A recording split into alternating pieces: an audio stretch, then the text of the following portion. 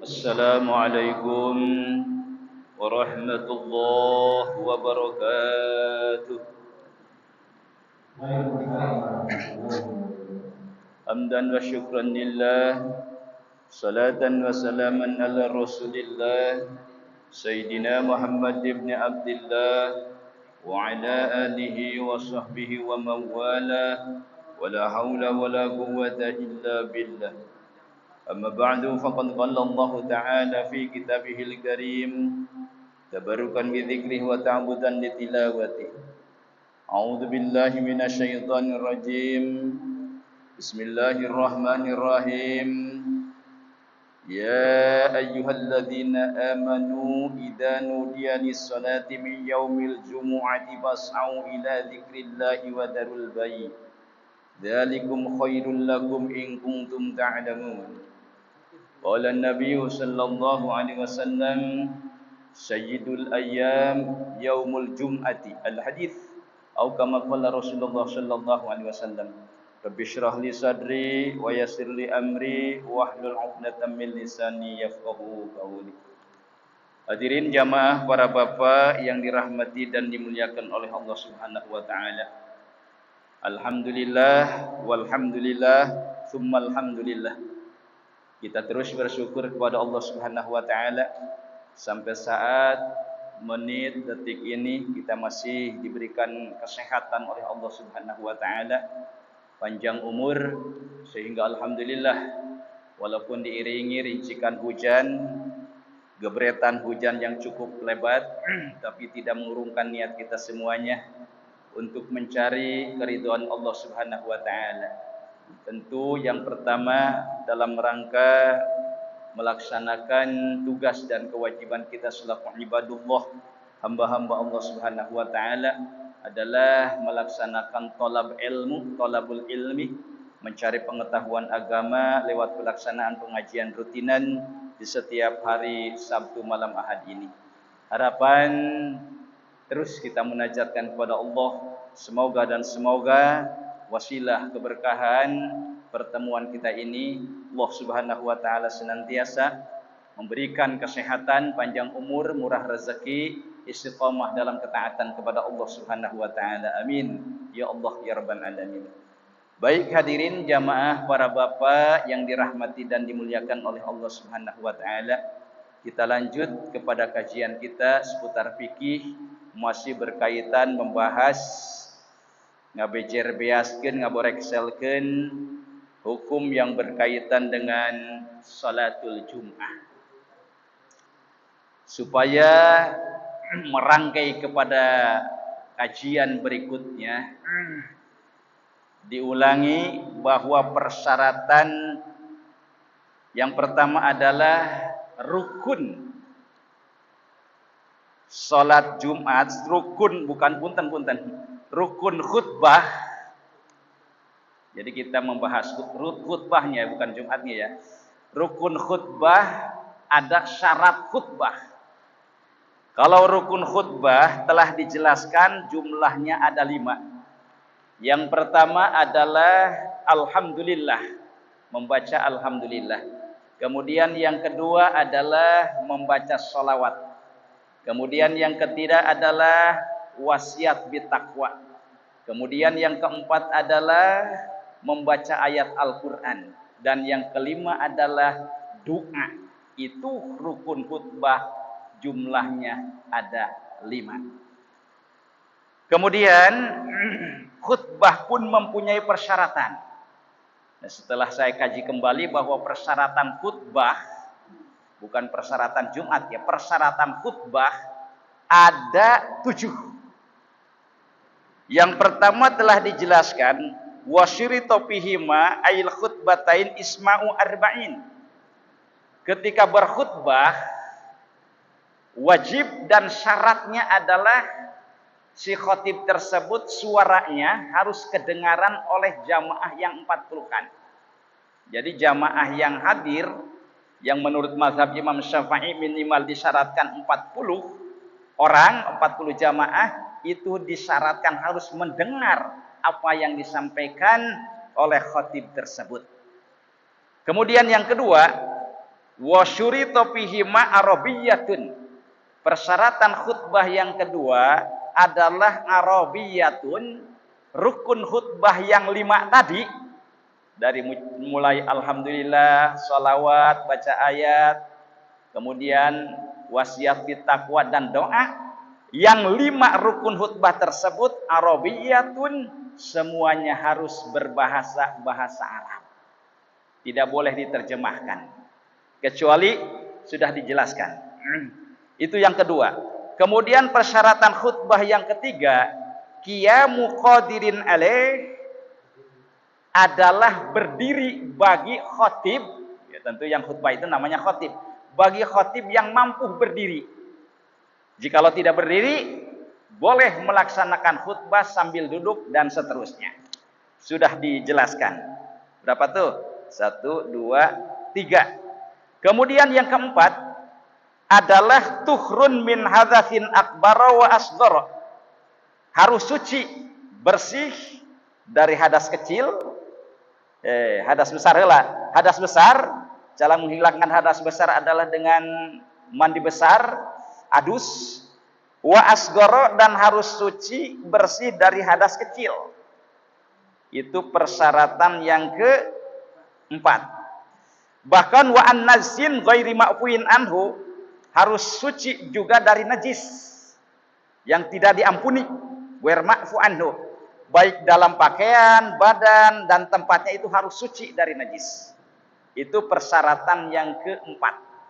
Persyaratan yang kelima sudah dijelaskan, satrun lil aurati, khatib itu ketika berkhutbah semua auratnya harus tertutup auratnya.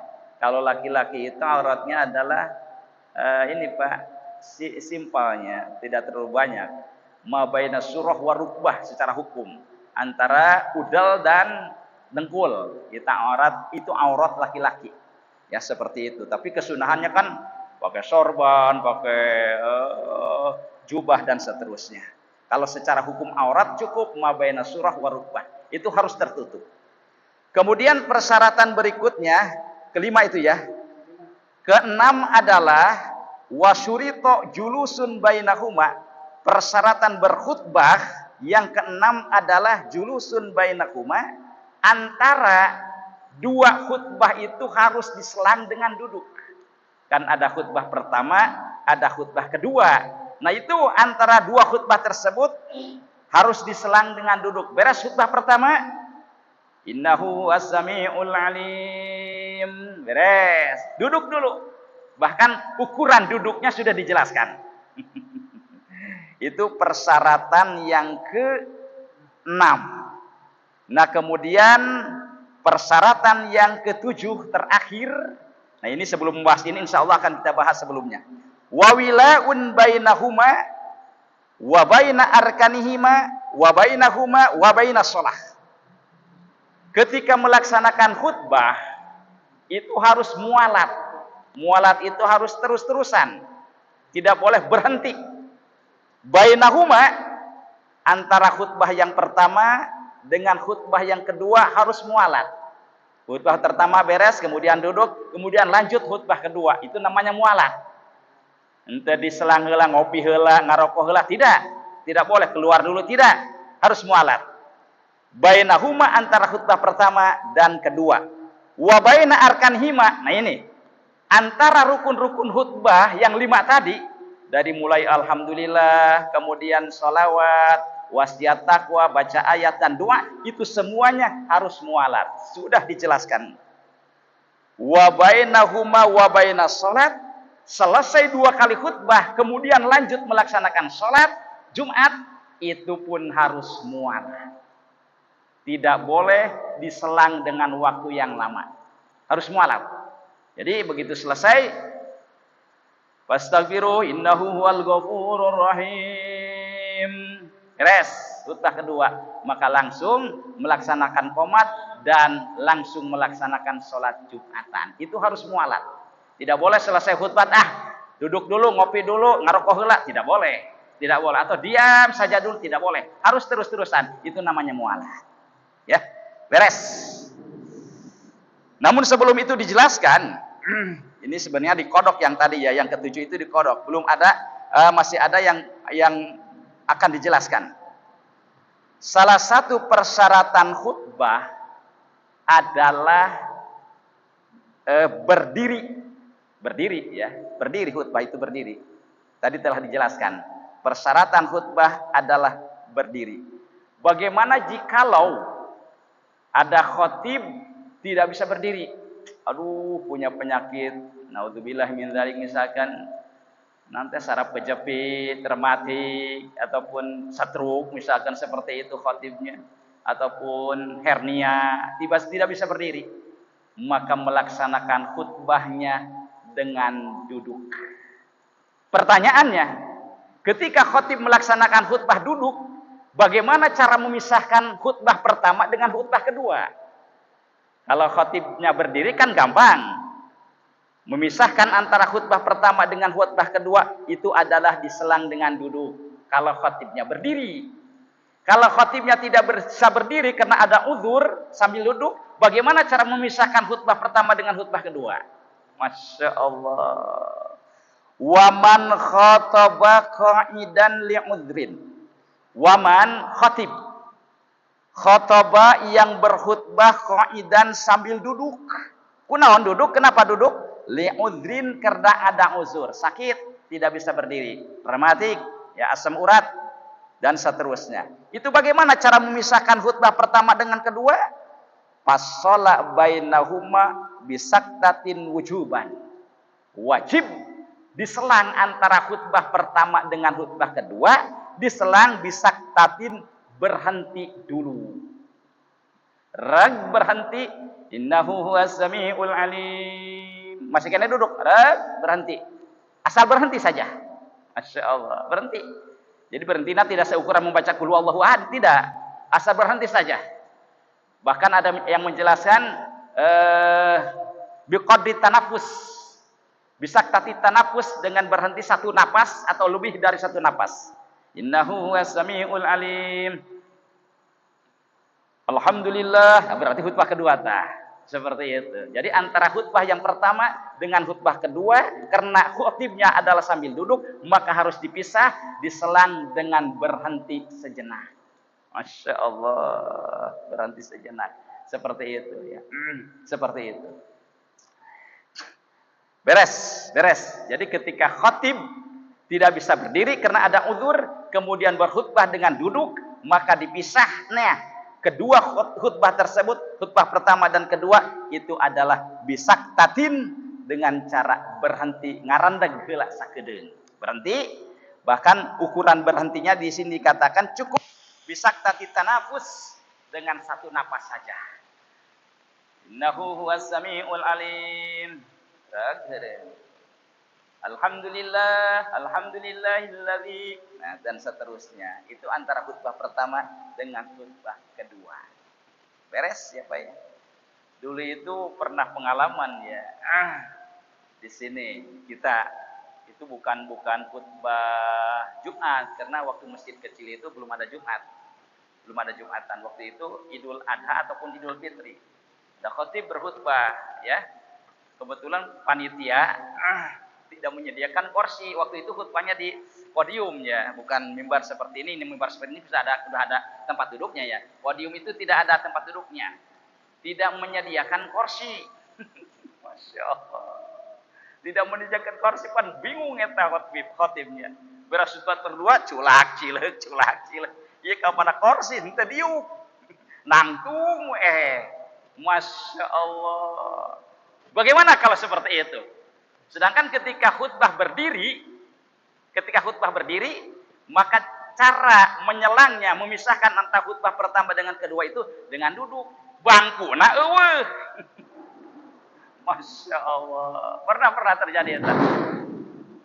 Tapi bukan khutbah waktu itu, bukan khutbah Jumat, tapi khutbah Idul Fitri. Kalau nggak salah Idul Adha waktu itu. Jadi panitia tidak menyediakan kursi Pak. Beras khutbah pertama julak cilik kata ke khatib, jadi berdiri saja, tidak duduk. Masya Allah. Nah itu bagaimana kalau seperti itu? Masya Allah. Wabil jawahir, ini dijawab oleh ulama. Laulam yajlis usibata wahidan wa yajlisu wa ya'ti bisalisatin. Nah, karena waktu itu memang khutbahnya bukan khutbah Jumat ya. Jadi statusnya memang hukumnya sunnah. Karena adalah Idul Fitri, Idul Adha itu sunnah kan? Salat Idul Fitri sunnah, salat Idul Adha sunnah. Walaupun memang sunnahnya tetap sunnah muakkad kan seperti itu. Tapi tetap kedudukannya adalah sunnah. Kalau Jumat wajib, maka khutbahnya pun wajib. Masya Allah. Nah itu bingung waktu itu bingung. Abi ingat dengan kebetulan khatibnya itu dari luar, Masya Allah. Jadi tidak duduk Pak, berdiri saja. Berhenti, tapi berdiri tidak duduk karena memang tidak ada kursi. Nah ini pengalaman luar biasa. Nah ternyata di sini dijawab Pak. Bagaimana itu? Wafil Jawahir. Dibuat dalam kitab Jawahir namanya. Laulam yajlis, jikalau khatib tidak duduk, ya mah tidak duduknya disebabkan tidak ada kursi. Bagaimana khutbahnya? Beres khutbah pertama, kemudian ngaranda kisah kedeng, kemudian khutbah lagi, husibata wahidatan, maka terhitung satu kali khutbah. Khutbah pertama beres, eureun heula tidak duduk, kemudian khutbah yang kedua, maka dua khutbah tersebut husibata wahidatan terhitung satu kali khutbah. Buru-buru tamu jangan bangku, jangan kursi. Masya Allah. Kemudian bagaimana? Ayat kursi. Masya Allah. Fayajlisu, duduk beres dua kali khutbah. Khutbah kali jika dua beres, karena belum duduk dulu. Kemudian bagaimana setelah duduk? Wa ya'ti bisalisatin, maka laksanakan khutbah yang ketiga. Jadi khutbah yang ketiga ini pada hakikatnya khutbah yang kedua. Karena khutbah yang kedua tadi tidak terhitung, karena tidak ada duduk, maka duduk dulu, kemudian khutbah lagi yang ketiga. Hakikat khutbah yang ketiga itu sebenarnya adalah khutbah yang kedua. Karena khutbah yang kedua tadi tidak diselang dengan duduk. Masya Allah. Jadi duduk itu tidak disyaratkan di kursi sebenarnya. Ketika tidak ada kursi ya duduk aja di lantai. Ya, khutbah pertama beres, waduh tidak ada kursi, duduk di karpet gitu kan, duduk. Kemudian selesai itu baru khutbah yang kedua. Karena duduk itu merupakan syarat daripada khutbah tersebut. Jadi mutlak jikalau tidak duduk tetap terhitung satu kali khutbah. Duduk dulu, khutbah lagi. Masya Allah. Itu pengalamannya. Mudah-mudahan waktu itu diampurannya. Tapi waktu itu salatnya salat Idul Adha kalau nggak salah, bukan salat Jumat, karena waktu itu belum ada Jumatan, masjid waktu masih kecil waktu itu. Ini saya sampai bingung iku, wah iya khotib kursi. Ternyata ini permasalahannya. Jikalau memang salat Jumatnya tidak sah, Pak. Tidak sah. Karena khutbahnya tidak sah. Kenapa tidak sah? Karena persyaratannya duduk tidak ada. Masya Allah. Karena duduk merupakan syarat daripada melaksanakan khutbah. Wa matan tabasyartu intafal masrut. Apabila syaratnya tidak ada, maka masrut yang disyaratkan adalah khutbahnya tidak ada, artinya tidak sah. Ketika khutbahnya tidak sah, maka Jumatannya pun tidak sah. Kahartos para jamaah sadayana. Jadi kalau nanti kita sewaktu-waktu suka seperti itu Pak, kita pernah khutbah di sebelah melaksanakan Idul Adha atau Idul Fitri waktu itu ya, di aula. Kan itu nggak ada mimbar ini. Jadi kita pakai mimbar, podium. Kemudian awas hati-hati, harus disediakan kursi. Harus disediakan kursi karena harus duduk persyaratan khutbah tersebut. Beres Pak ya? Beres. Nah, ini yang terakhir tadi sudah dikodok, kemudian kita bahas lagi. Karena ada sangkutannya kepada kaitannya dengan bahasan berikutnya. Wawilaun, persyaratan khutbah yang ke-7 adalah wilaun harus mualat. Mualat itu adalah berlanjut, tidak boleh berhenti, tidak boleh diam, harus berlanjut terus. Itu namanya mualat. Dan mualat dari mana? Dijelaskan lagi, bainahuma, antara khutbah pertama dengan khutbah yang kedua, mualat. Artinya khutbah pertama beres, duduk, kemudian lanjut khutbah kedua. Itu namanya mualat. Seperti yang kita lakukan Di setiap Jumat itu sudah mualat. Kemudian wa baina arkanihima, rukun-rukun khutbah yang 5 dari mulai alhamdulillah, salawat, wasiat takwa, baca ayat Quran dan doa, itu semuanya tidak boleh diselang dengan apapun, ya, kecuali memang ada selangan sudah dijelaskan, mauidhahnya, jangan pitutur, itu boleh. Nah, makanya hati-hati ya ketika khutbah itu antara rukun yang satu, kedua dan seterusnya itu tidak boleh diselang dengan membicarakan di luar daripada konteks khutbah. Khutbah itu sendiri kan memberikan wejangan. Misalkan bercerita tentang kejadian alam di mana-mana. Nah, itu dikhawatirkan itu memutuskan mualat. Ketika putus mualat, khutbahnya tidak sah. Ketika khutbah tidak sah, Jumatnya semuanya tidak sah. Masya Allah. Mantap, yang hati-hati, yang tahu hukum, biasanya khatib tersebut selalu memakai teks. Karena kalau sudah berbicara, kalau tidak pakai teks, tidak pakai teksnya, tidak pakai lembaran, tidak dibaca, ditalar, itu biasanya ngomong yang namanya berbicara kan kemana-mana. Nah, ketika berbicara kemana-mana, itu dikhawatirkan memutuskan, merusak dan memutuskan mualat. Ketika tidak ada mualat dalam berkhutbah, maka khutbahnya tidak sah. Makanya khatib-khatib yang tahu hukum itu pasti selalu dibaca. Karena sieun takut yang namanya ngomong bicara kan kemana-mana, nyari takut gempa bumi, nyari segala macam, dan itu bukan tausiah, bukan mauidhah. Nah, ketika diselang dengan bukan mauidhah, nah itu yang berbahaya. Tapi kalau diselang dengan mauidhah mah ajakan, wasiat, takwa dan seterusnya, itu mah mauidhah boleh dan sah, sudah dijelaskan. Masya Allah, seperti itu. Jadi antara satu rukun ke rukun lain itu harus mualat. Wa bainahuma wa bainas salat, selesai khutbah kemudian lanjut salat, itu pun harus mualat. Tidak boleh berhenti istirahat dulu, kita akan salat bersama, istirahat, misalkan minum dulu atau apa dulu, tidak boleh. Selesai khutbah langsung melaksanakan salat, itu namanya mualat, seperti yang biasa kita laksanakan di masjid kita ini. Itu sudah mualat. Mualatnya bagaimana? Bi alla yubsala tawilan urfan. Ini ukuran mualat. Dari mulai tadi antara khutbah pertama dengan khutbah kedua, kemudian rukun-rukun khutbah yang 5, kemudian dari khutbah kemudian berlanjut dengan salat, itu semuanya harus mualat. Mualat itu bagaimana? Ukuran mualat, berlanjut, tidak boleh diselang. Bi alla yubsala tawilan urban, tidak boleh diselang tawilan dengan selangan yang lama, lami. Tapi ukuran lama ini adalah urfan, secara uruf adat. Nah, ini adat dijadikan hukum. Ini kita bahas dulu masalah adat ya. Jadi ukuran lamanya itu yang memutuskan mualat, lama yang memutuskan mualat, lila anu megatkeun kana mualat adalah tawilan urfan, lama lila secara adat. Lamun cek adat 1 menit 2 menit sakedeung, berarti sakedeung eta mah Pak. Tapi lamun cek adat 2 menit lama, batal. Tidak ada mualat. Masya Allah. Jadi yang menentukan itu adat kebiasaan. Adat kita adat biasa, hitungan ya.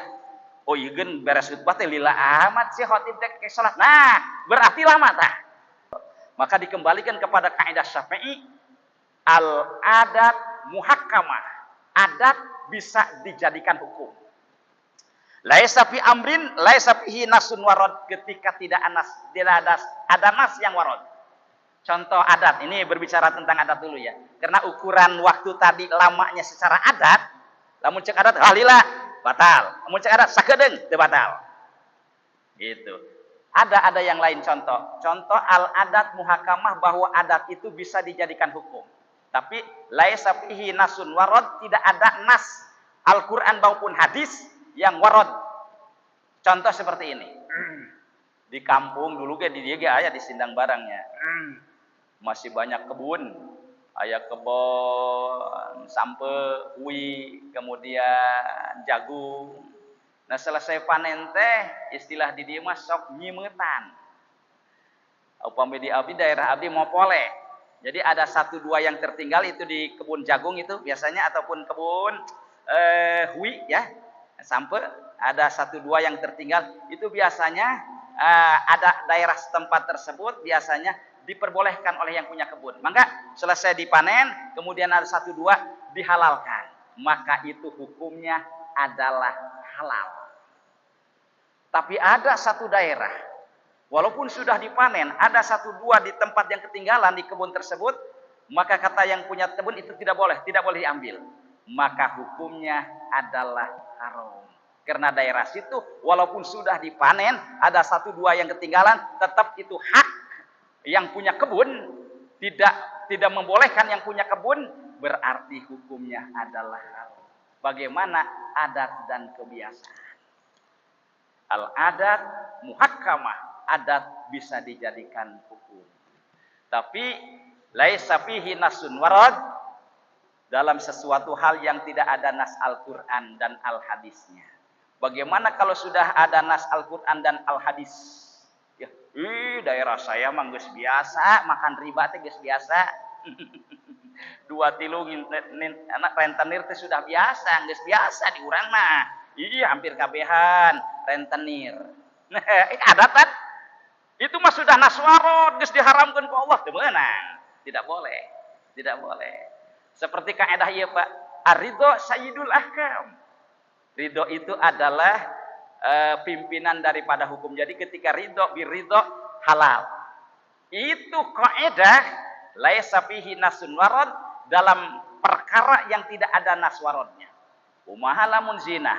Awewena ridho, lalakina ridho. Halal tah? Itu halal eta mah sebab sudah ada nas warad. Ya. Kalau tidak ada nas warad mah mangga silakan. Setuju, ya setuju. Ridho, mangga silahkan. Ya, seperti itu. Ye ridho.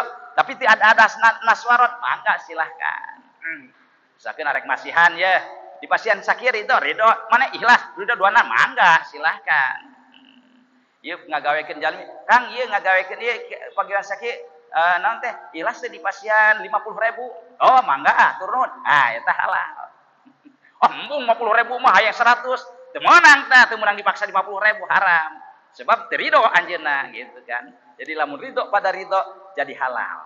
Tapi dalam sesuatu hal yang tidak ada nas warad. Ketika ada nas yang sudah warad, seperti jalma zina sekali lagi, awewena ridho, lalakina ridho, ngalakukeun zina, berarti halal. Tidak. Eta mah geus nas warad, zina itu adalah hukumnya haram. Seperti itu, Pak. Jadi kita berbicara tentang kaedah fikih seperti itu. Nah di sini adalah tawilan urpan berbicara adat. Jadi panjang dan pendeknya itu bergantung adat. Lamun cek adat, wah eta geus lila teuing tah kapisana, berarti lama, batal khutbahnya. Wah eta mah sakedeung, berarti teu lama, teu batal. Masya Allah. Ya berbicara tentang mualat tadi mualat. Mungkin ada permasalahan yang lain, Pak. Permasalahan yang lain, tapi waktu Isya sudah masuk. Cuma bayangan saja ya. Dalam permasalahan yang lain, ketika kita bepergian jarak jauh ke Surabaya, kemudian ke Jogja, lebih dari 80 kilometer, maka agama memberikan rukhsah, keringanan hukum, boleh melaksanakan sholat di jamak dan qashar. Jamak jeung qashar boleh. Jamak ungkul boleh, qashar ungkul boleh. Jamak jeung qashar pun diperbolehkan ketika perjalanan lebih daripada 80 kilo. Masalahnya, bagaimana ketika kita melaksanakan jamak takdim misalkan. Jamak takdim, narik dohor, asar kana dohor. Melaksanakan sholat asar di waktu dohor. Yang pertama kita laksanakan sholat dohor, kemudian sholat asar. Nah, jeda antara melaksanakan sholat dohor dengan sholat asar itu harus mualat. Bagaimana mualatnya? Mual dibejakeun ayeuna. Waktu Isya sudah masuk. Ini cara melaksanakan sholat jamak dan qashar. Insya Allah nanti pada pertemuan. Sebab ada kemiripan di masalah mualat tadi. Melaksanakan khutbah harus mualat. Nah kemudian melaksanakan jamak takdim antara sholat pertama dan kedua itu pun harus mualat. Bagaimana mualatnya? Insya Allah akan dijelaskan pada pertemuan yang akan datang. Nah selesai ini nanti beres rukun khutbah, beres syarat khutbah, kemudian berikutnya adalah kesunahan melaksanakan Jumat. Kunaon si Jumatan marake sorbon, marake putih. Nah, kunaon si Jumatan tesok mararandi heula. Nah itu adalah kesunahan-kesunahan insyaallah akan kita bahas pada pertemuan yang akan datang. Harapan tentu mudah-mudahan kita tetap diberikan taufik, hidayah, kekuatan, kesehatan, panjang umur, murah rezeki, tetap istiqomah ibadah kepada Allah Subhanahu wa taala. Amin ya rabbal alamin. Terima kasih hatur nuhun. Billahi taufiq wal hidayah, biridha wal inayah. Assalamualaikum warahmatullahi wabarakatuh.